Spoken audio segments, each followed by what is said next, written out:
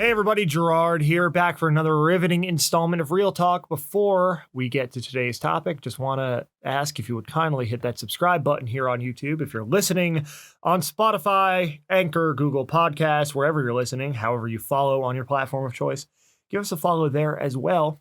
And keep sharing, keep giving us your feedback. We love it. We want to help and serve as many people as possible with this series, so your input goes a long way.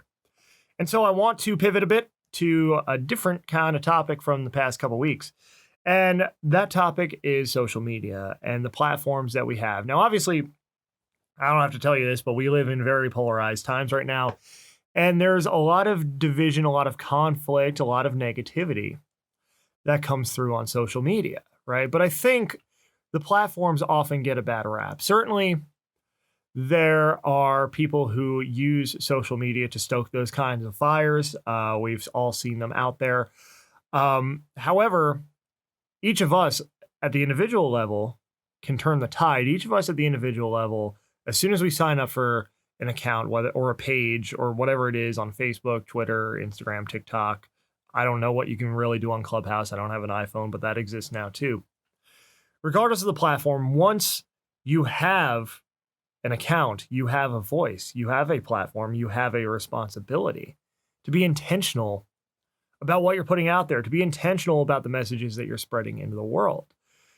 And it's a good thing to keep in mind as you go through, especially as creatives who are building brands, who want to deliver certain messages about ourselves, about our art, about what we do, is to keep that authentic message, to keep the ideas that we have we're spreading at the core of how we use these platforms, and to use these platforms to put our messages out into the world, because that in turn is what's going to drive us forward.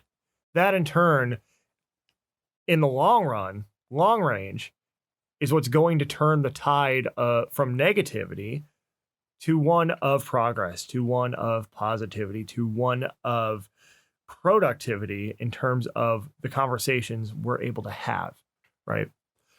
And that's what I want to share. I hear so many people say, oh, well, I can't stand being on Facebook anymore. Oh, I can't do Twitter. Oh, it's so negative. It's so political. Does it have to be? Or is that up to us? Is that up to the messages that we're putting out into the world? So there you have it. If you like this message, feel free to share.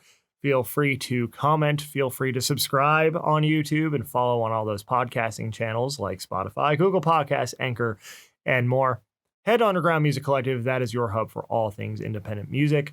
And listen to the Quinn Spin podcast, where we dive deep with musicians and other creatives on the life and times of being a musician or creative, or both, in 2021. And of course, if you want to dive deep on things like mindset, goal setting, content strategy, and more, head to gerardlongo.net, GERARDLONGO.net. We'll set up your free one-on-one consultation, and we will get started on working together. Till next time, stay safe, stay healthy, and aspire to unearth your greatness.